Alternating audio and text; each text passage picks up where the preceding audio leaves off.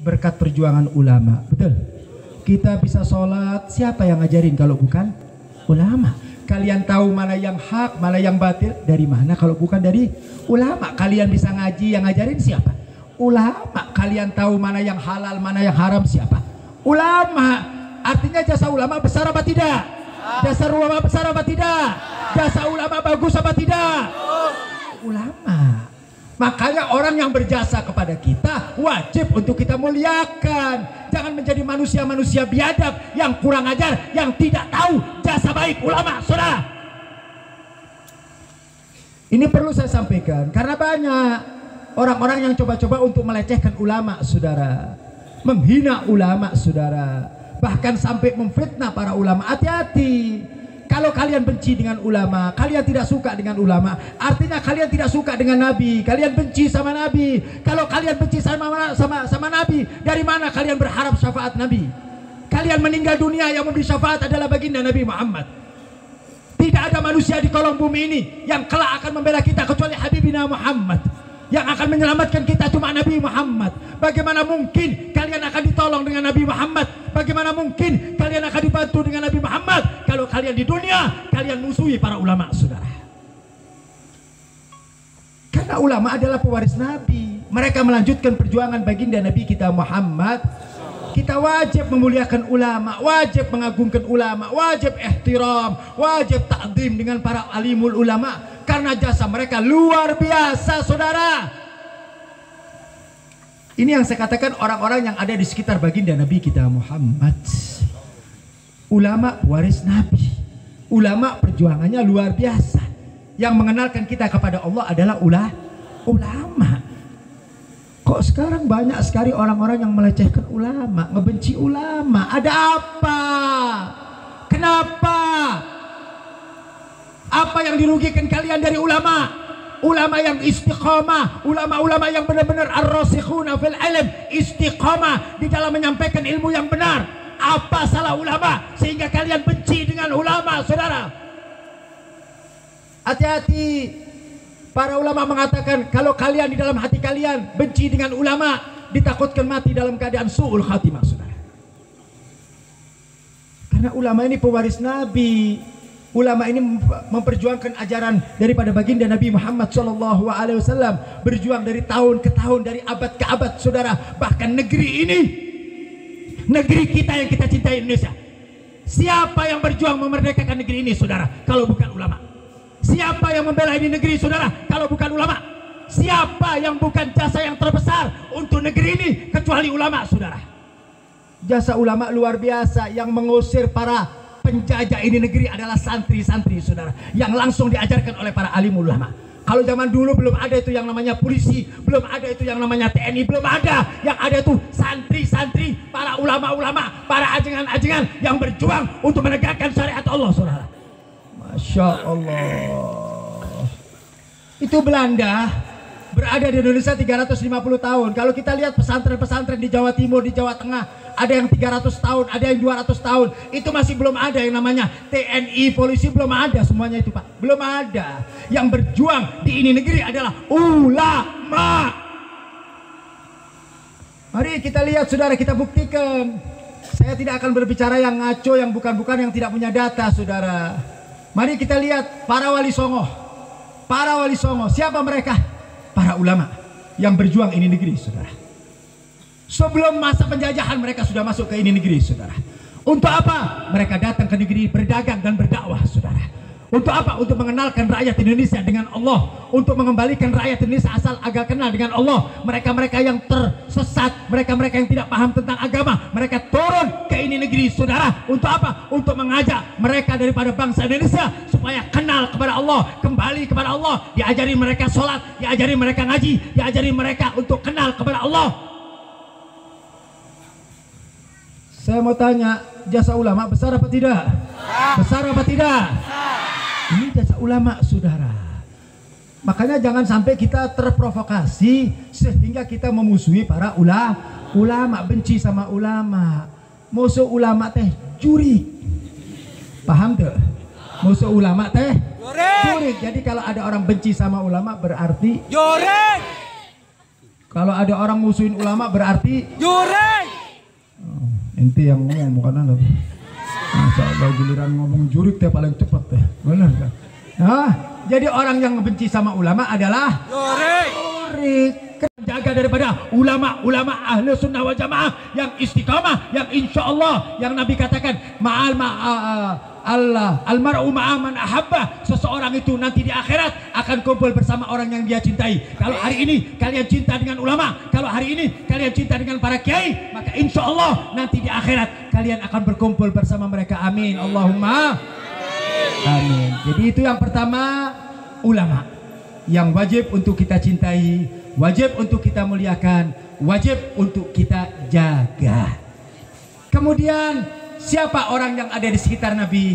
Yaitu ahli baitin Nabi sallallahu alaihi wasallam. Siapa ahli bait? Mereka adalah anak keturunan baginda Nabi kita Muhammad. Ini perlu saya jelaskan karena banyak sekali di kalangan para kiai, para ulama yang kurang menjelaskan hal seperti ini. Saya sampaikan ini, ingat bahwa kami para habaib tidak gila dengan kedudukan. Kami para habaib tidak gila dengan popularitas. Kami para habaib tidak gila dengan ciuman tangan. Kami para habaib tidak gila dengan pangkat. Enggak. Kalau ini saya ceritakan kepada antum semuanya, kepada semua jamaah yang hadir, demi Allah, karena ini adalah perintah Allah dan perintah Habibina Muhammad. Ini adalah syariatnya Allah dan ini adalah syariat Nabi Muhammad. Tentang bagaimana kemuliaan para habaib, tentang kemuliaan bagaimana kedudukan ahli baitin Nabi, kemuliaan para habaib, para dzurriyyah yang diabadikan oleh Allah di dalam Al-Quran dan juga dijelaskan oleh Habibina Muhammad sallallahu alaihi wasallam, agar kita mencintai mereka, melindungi mereka, menjaga mereka. Ini adalah perintah Allah. Saya akan bawakan satu ayat. Allah katakan di dalam Al-Quran, faqala ta'ala qul la as'alukum alaihi ajran illa mawaddata fil qurbah. Sadaqallah.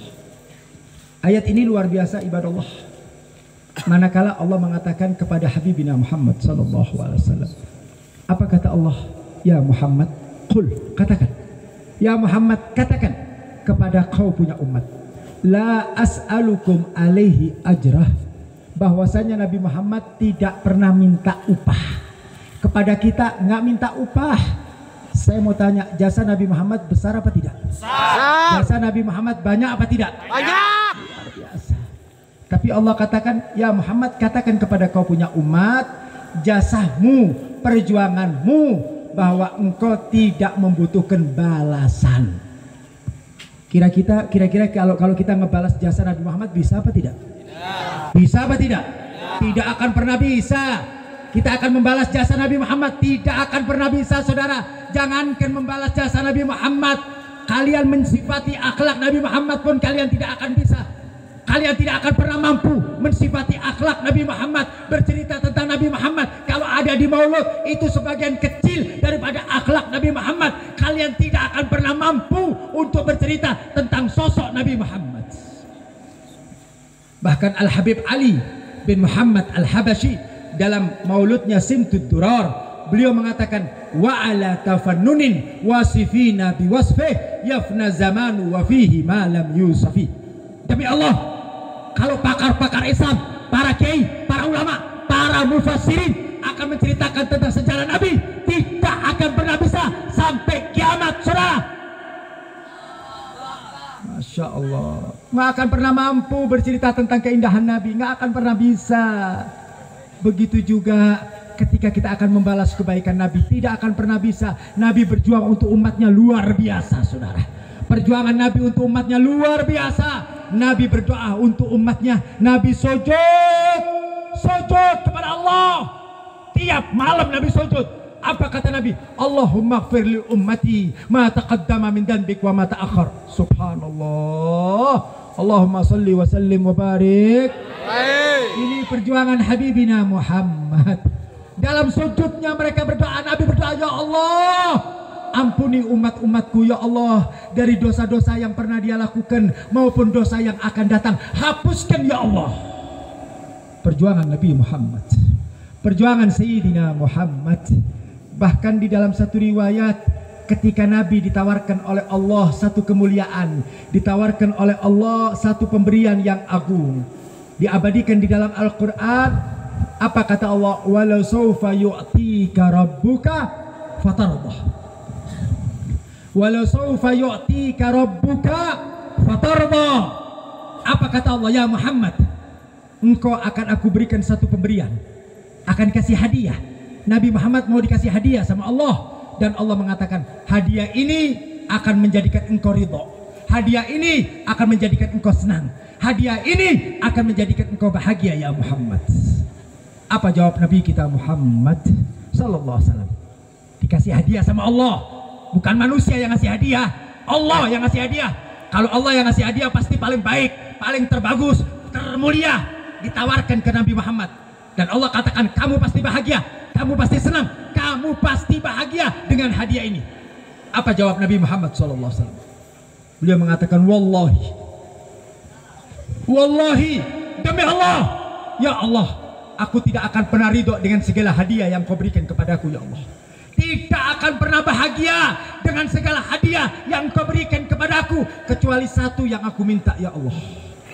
Aku minta satu ya Allah, kalau engkau berikan ini maka aku akan bahagia dari dunia sampai akhirat. Allah katakan engkau minta apa ya Muhammad? Apa yang kau inginkan sehingga engkau bahagia? Apa kata Muhammad? Aku minta kepadamu ya Allah, jangan ada satupun dari umatku masuk ke dalam neraka jahanam. Allahumma sholli wa sallim wa barik alaihi. Ada nabi model seperti ini? Gak ada. Ada rasul kayak begini yang memikirkan umatnya. Nabi nggak mikir kalau dia masuk surga. Padahal Nabi dijamin masuk surga, saudara. Nabi dijamin masuk surga, tapi Nabi nggak mau. Nabi lihat ingin umatnya masuk surga. Makanya Nabi mengatakan, kullu ummatin yadkhuluna jannah. Semua umatku pasti masuk surga. Amin.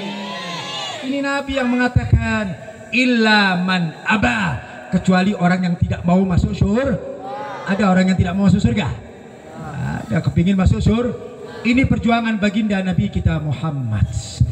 Dalam sujudnya berdoa kepada Allah, dalam angkat tangannya berdoa kepada Allah, dalam tahajudnya berdoa kepada Allah. Semuanya buat umatnya.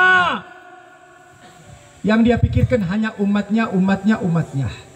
Bahkan ketika Nabi mau meninggal dunia, saudara, ketika Nabi sudah meninggal dunia, mau meninggal dunia, nyawanya sudah ada di kerongkongan, nyawanya sudah mau dicabut oleh Allah, sudah berjalan rohnya Nabi, sudah di kerongkongan. Apa yang keluar dari mulut Nabi? Ummati, ummati, ya Allah.